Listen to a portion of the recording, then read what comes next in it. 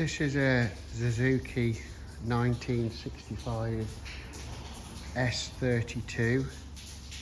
It's a 150cc twin two-stroke. It's a running bike.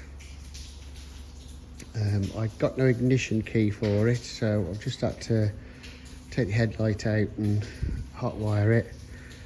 As you can see, the lights work. It started up first time, so it's a nice little bike.